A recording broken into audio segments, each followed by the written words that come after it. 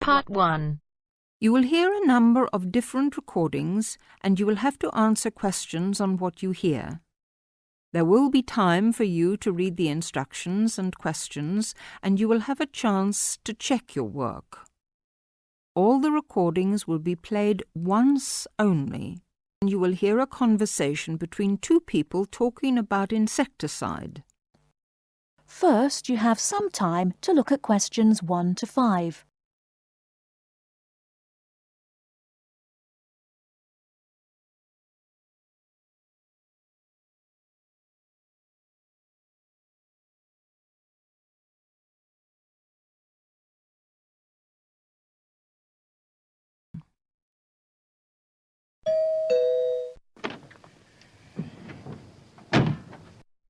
Yes?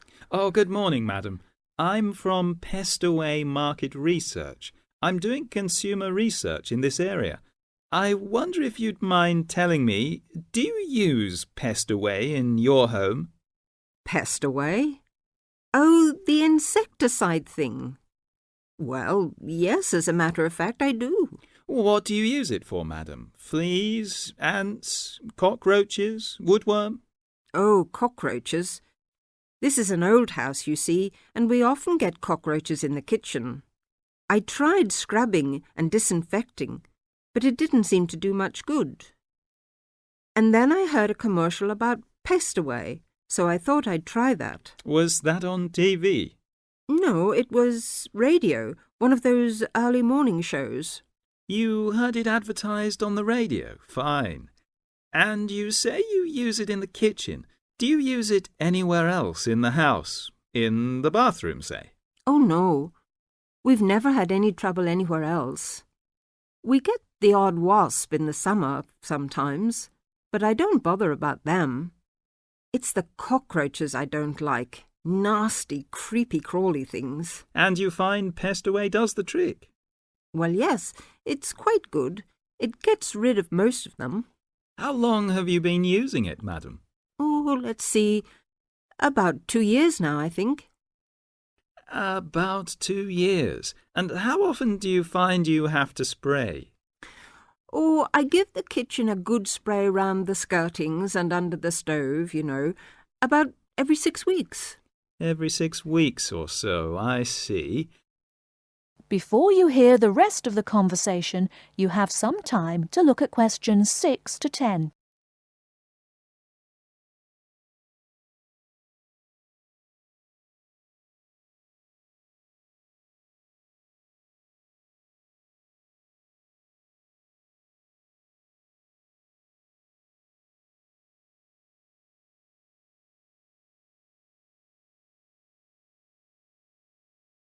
Now listen and answer questions 6 to 10. About every 6 weeks. Every 6 weeks or so, I see. Where do you buy your Pestaway, madam? A supermarket? Chemist? Oh, no. I get it at the little shop at the end of this street. They stock practically everything. It means taking a bus if I want to go to the supermarket. Well, thank you very much, madam. Oh, could I have your name, please? Mrs. Edgerton. Mary Edgerton. That's Egerton. Egerton. And the address? The address is 12 Holly, Peterford. 12 Peterford. And may I ask your age, madam? Oh, well, just put down I'm over 50. As you like, Mrs. Egerton. And occupation? Housewife? Well, I used to be a telephonist before I married. I had a very good job at the post office, but what with a husband to look after and 4 children to bring up, it doesn't leave you much time, does it? Occupation, housewife. Well, thank you very much for your time, madam. You've been most helpful. That is the end of Part 1. You now have half a minute to check your answers.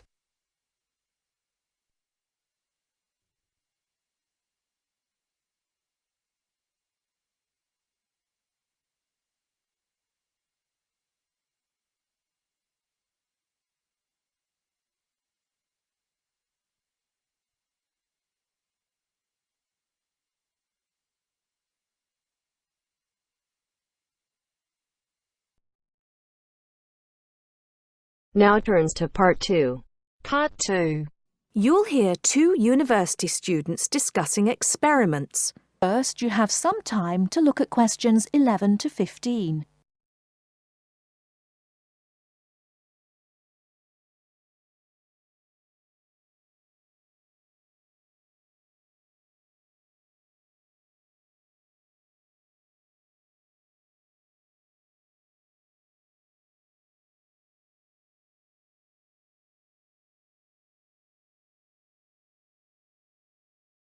Now, listen carefully and answer questions 11 to 15. Hi, Al. Sorry to interrupt you when you're having your lunch, but I wanted to ask you a favour. Oh, sure, no problem. Sit down, Josie. I've finished anyway. What do you need? Well, I was wondering if I could ask you about the experiments we were talking about in the seminar the other day with Dr. Robinson. I'm doing my teaching practice on Thursday and Friday, and I'm a bit concerned about it. I wasn't entirely sure I understood them completely. If I don't understand them, then the pupils don't have any chance. You mean the ones to determine the speed of sound? Yes, that's right. Well, I think I understood the first one, but the second one was more complicated. Yes, that's true. Well, let's check what you thought of the first one, the one that you'll have to take the kids outside for. OK, let me see. Well, you need to get two groups to stand exactly 200 metres apart on the playing fields, and one has a bell or a loudspeaker or some other loud sound source and a flag, and the other group has a stopwatch. Yes, although it doesn't have to be 200 meters. It's just that it makes the experiment easier the more distance between them. It depends on the space available. Right.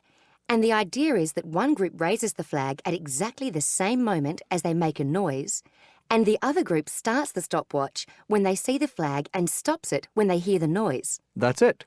And then you get them to do a simple calculation of velocity equals time divided by distance. Yeah, it's a bit low-tech and it's not very accurate, but they should be able to get within about 20% of the actual figure if they're reasonably careful. Before you hear the rest of the talk, you have some time to look at questions 16 to 20.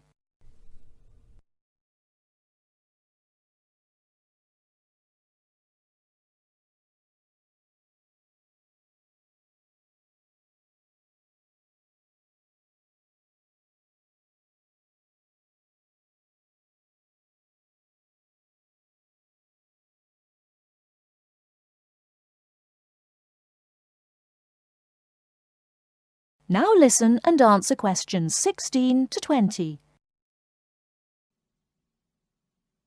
OK, so I understand that. It's the other one, the one with the tube I was having a few problems with. Can you just talk me through that and tell me exactly what I have to explain to the pupils? Okay. Well, the thing to remember is that sound is a wave, and waves have both frequency and wavelength. You should start them off with exploring waves in water, and that'll introduce a few key concepts. Sound waves aren't exactly the same because they're compression waves, but it's more or less the same principle, at least for pupils at this level. I've got some ideas for that. So they understand wavelength and frequency, and then we move on to the experiment. For that we need, let me just have a look at my notes. A long tube, a tuning fork, and a large barrel of water. Now, what do they do with those? And what's the point of it? It's fairly simple, really. You'll just have to remember that velocity equals wavelength times frequency. Ah, yes, that's the key, isn't it? Yes, the tuning fork is manufactured to produce a sound of a given frequency. So that just leaves you one thing to measure. The pupils hit the tuning fork so that it makes a sound and hold it toward the end of the long open tube. That makes the air vibrate. They should slowly move the tube up and down. They'll find that in some positions it gets louder. That's because of resonance. What's that again? It's when there are a whole number of waves in the column of air in the tube. It makes it louder. They then measure the length of the column of air, and they can work out the wavelength from that. And that's more accurate than the other experiment? Well, it is if the pupils take an average using different tuning forks. It should be much more accurate. Thanks, Al. That's clear to me now. I can't think of any more problems. Just make sure that the pupils keep good records. You need to tell them how important that is. Any mistakes with the maths can be corrected later, but you don't want them to have to go back and get the data again. You probably wouldn't have time for that anyway. Good advice, yes. I just hope it goes well in the classroom now. Good luck.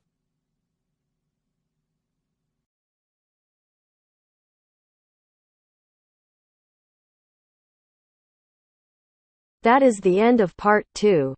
You now have half a minute to check your answers.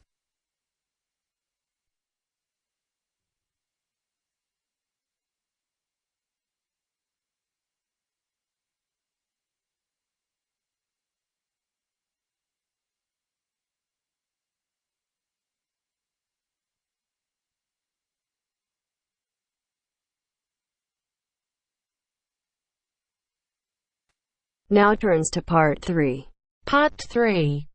You will hear two geography students, Jack and Katie, talking about a field trip to Kenya in Africa. First, you have some time to look at questions 21 to 24.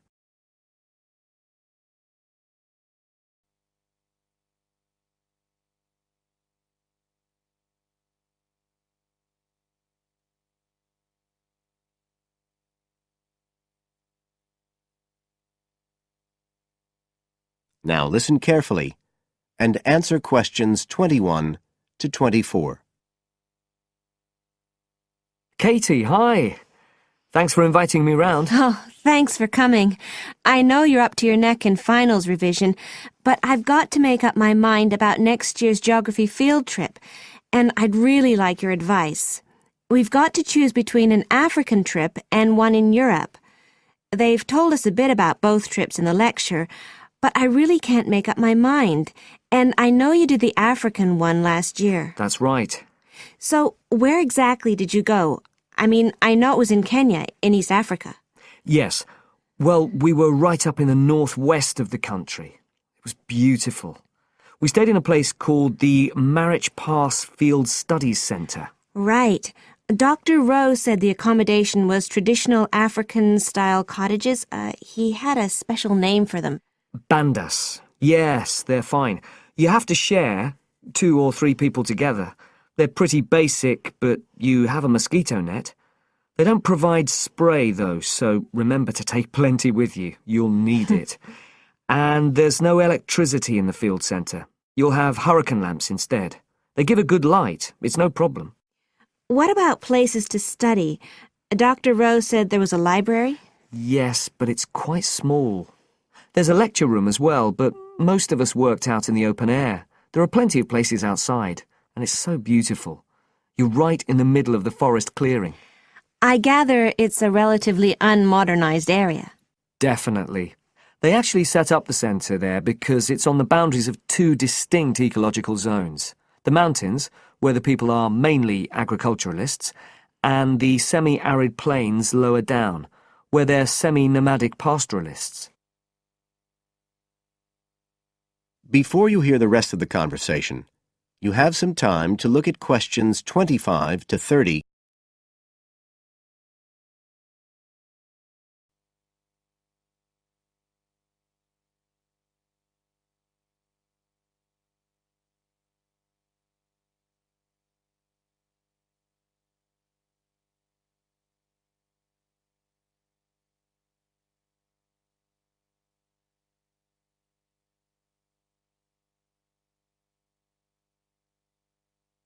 Now listen and answer questions 25 to 30. So, how much chance did you get to meet the local people there? Did you get the chance to do interviews? Yes, though we had to use local interpreters, but that was okay. Then we did field observation, of course, looking at environmental and cultural conditions, and morphological mapping. What's that? Oh, looking at the surface forms of the landscape, the slope elements and so on. What about specific projects? Yes. After the first 2 or 3 days, we spent most of our time on those. We could pretty well do what we wanted, although they all had to relate to issues concerned with development in some way. People did various things. Some were based on social and cultural topics, like the effect of education on the aspirations of young people, And some did more physical process-based studies, looking at things like soil erosion. My group actually looked at issues relating to water. Things like sources such as rivers and wells, and quality and so on. It was a good project to work on, but a bit frustrating. We felt we needed a lot more time, really. Right. Dr. Rowe did say something about limiting project scope. Yes, he told us that too at the beginning, and I can see why now. What else? Well, we had some good trips out as part of the course. We went to a market town, a place called Sigur. That was to study distribution. And to look at agricultural production, we went to the Weiwei Valley. That's an important agricultural region. And what about animals? Did you have a chance to go to a national park? Sure. We did a trip on the last day, on the way back to the airport at Nairobi. But actually there was lots of wildlife at the field centre. Vervet monkeys and baboons and lizards. It does sound good. It was excellent, I'd say. In terms of logistics, it was very well run. But it was more than that. I mean, it's not the sort of place I'd ever have got to on my own. And it was a real eye-opener. It got me really interested in development issues and the way other people live.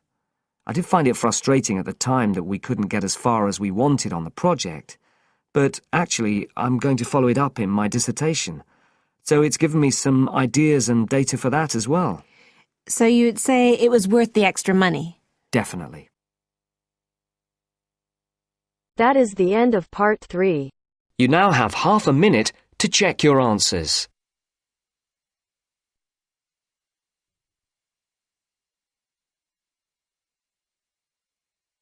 Now turns to part 4. Part 4. You are going to hear some facts and figures about Australia.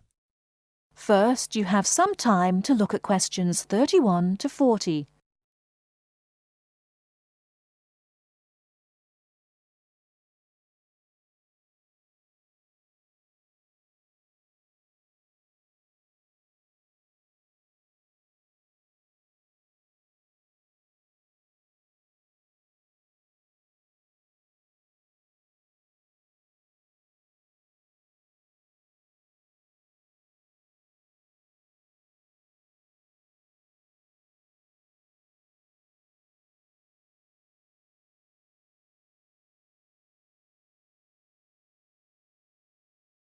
Now, listen carefully and answer questions 31 to 40. Now, I should tell you that the country of Australia is made up of 6 states and 2 territories.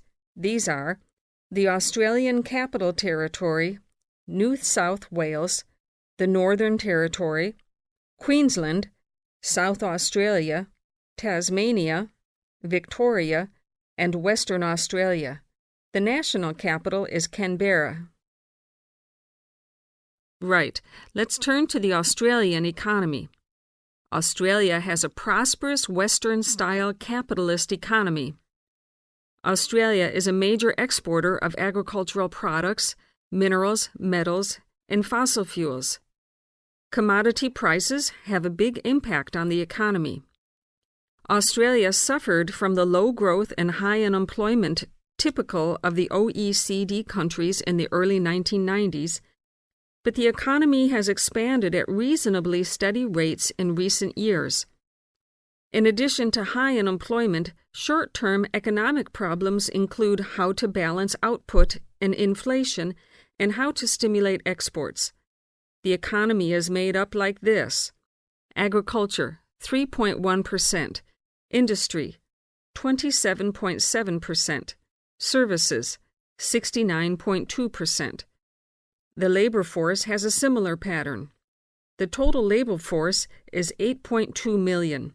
34% work in finance and services, 23% work in public and community services, 20% work in the wholesale and retail trade, 17% work in manufacturing and industry, and 6% work in agriculture. What are the chief industries of Australia? They are mining, industrial, and transport equipment, food processing, chemicals, and steel. What are Australia's main agricultural products? They are wheat, barley, sugarcane, fruit, cattle, sheep, and poultry.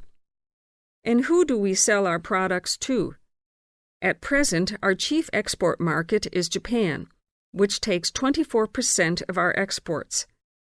After that, South Korea takes 8%, and New Zealand and the U.S. each take 7%. In years to come, however, we expect China to become a significant trade partner. China already supplies 5% of Australia's imports. This is the same amount as New Zealand. Meanwhile, we take 1/5, in fact 22% of our imports from the U.S., 17% from Japan, and 6% from the U.K. So what sort of things does Australia import? Well, we import a lot of machinery and transport equipment, especially computers and office machines, also telecommunications equipment, and in addition we have to import oil and petroleum products. So let's move to the subject of communications in Australia. We have an estimated 8.7 million telephones and 9.2 million televisions. There are some 134 television broadcast stations and 325 radio stations. The related subject of transport is naturally very important in such a big country as Australia. Let's look at highways first. There are two kinds of highways, paved and unpaved. Paved highways are regular roads with a permanent surface. But actually, we have more unpaved highways, around 60%, than paved, when all the country roads are included. In addition, Australia has a railway network of over 38,000 kilometers. But you'll probably find it hard to believe how many airports we've got. 10? 20? 50? No, the total is 443. Of course, this includes many short runways on farms and in the outback. There are only 9 airports with runways of more than 3,000 meters.